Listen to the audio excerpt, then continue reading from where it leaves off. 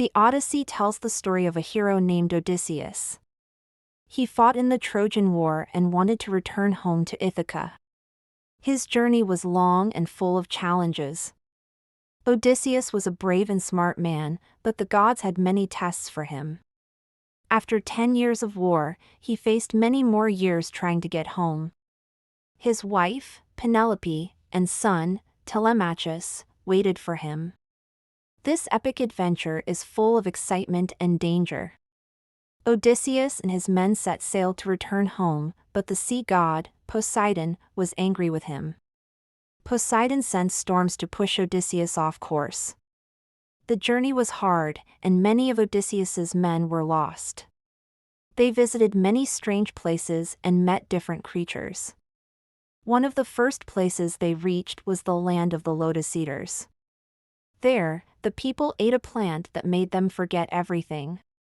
Odysseus had to be clever to save his men. After escaping the Lotus Eaters, Odysseus and his men arrived at the island of the Cyclops. The Cyclops were giant, one-eyed creatures. Odysseus and his men entered the cave of a Cyclops named Polyphemus. The Cyclops trapped them and planned to eat them. Odysseus came up with a clever plan. He tricked the Cyclops by saying his name was Nobody. When the Cyclops was blind, he shouted, "Nobody is hurting me." The other Cyclops didn't come to help.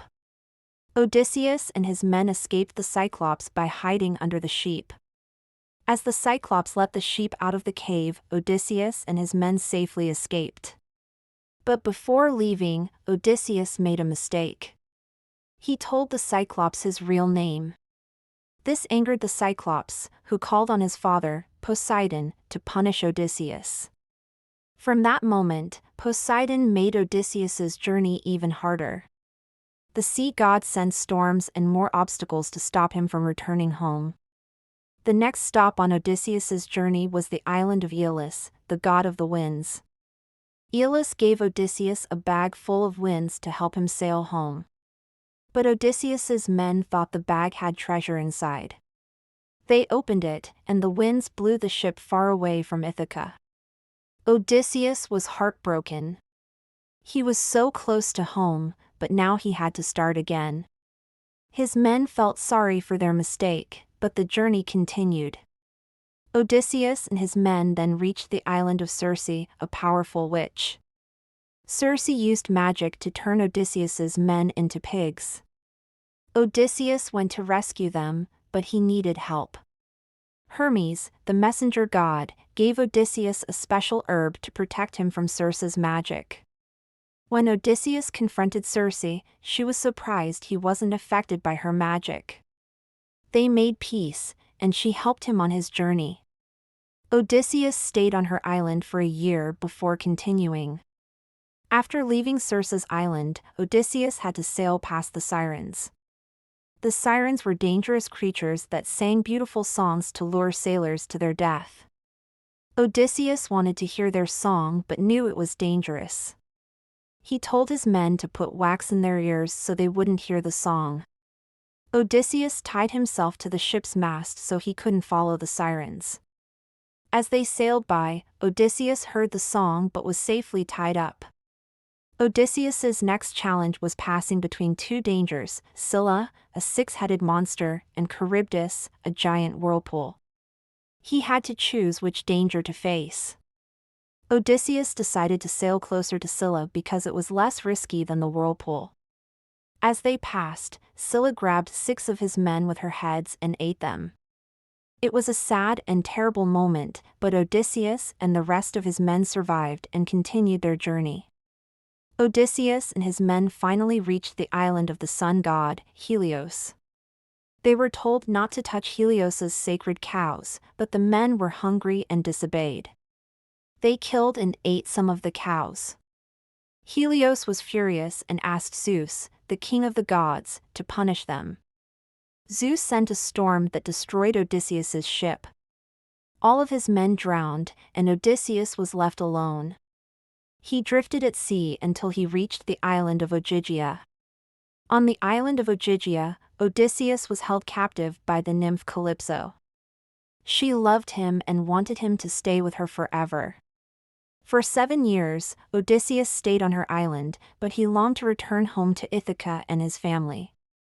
The goddess Athena begged Zeus to help Odysseus.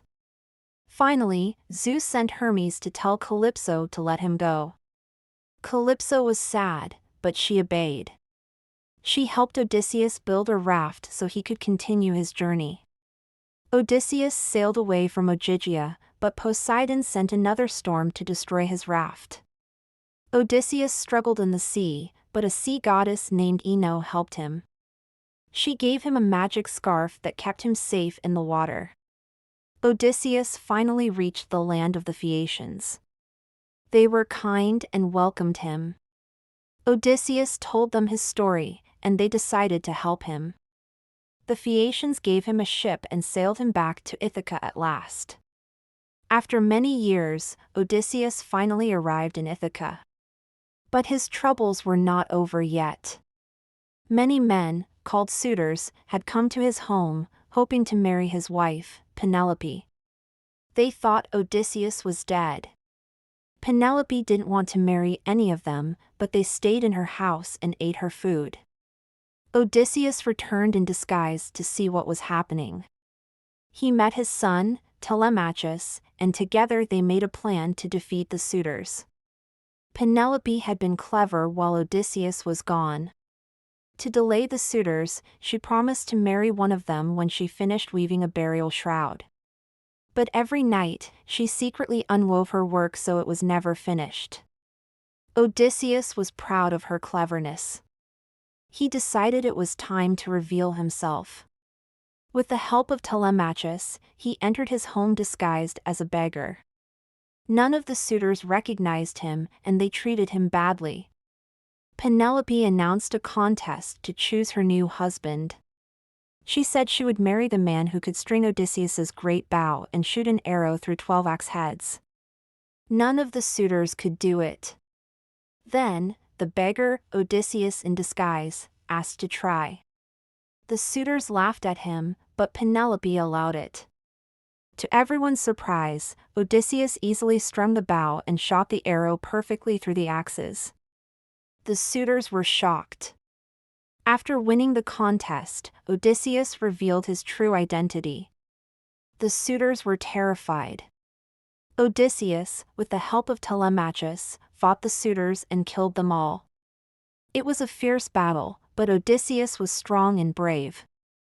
After the fight, peace returned to his home. Odysseus finally reunited with his beloved wife, Penelope. They were both overjoyed to be together again after so many years apart. Ithaca was safe, and Odysseus's long journey was over. Penelope wasn't sure at first if the man before her was truly Odysseus. To test him, she asked the servants to move their bed. But Odysseus knew the bed couldn't be moved because it was built from a tree that was still rooted in the ground. When he explained this, Penelope knew it was really him. She cried with joy and embraced her husband.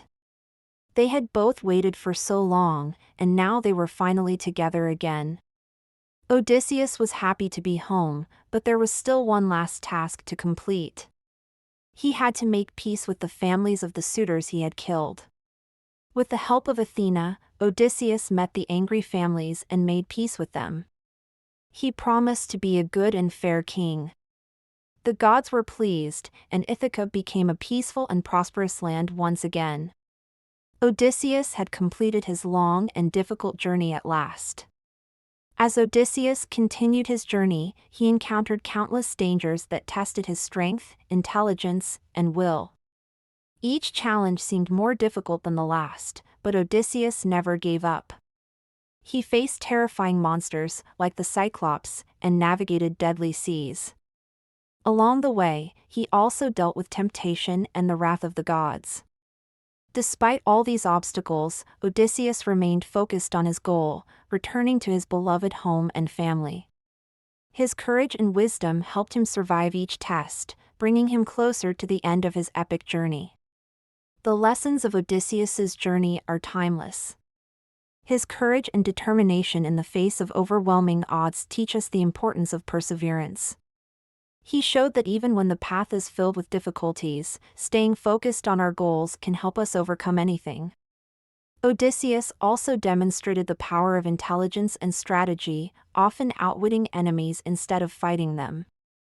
Most importantly, his unwavering love for his family drove him to continue, reminding us that the things we cherish most can inspire us to achieve greatness.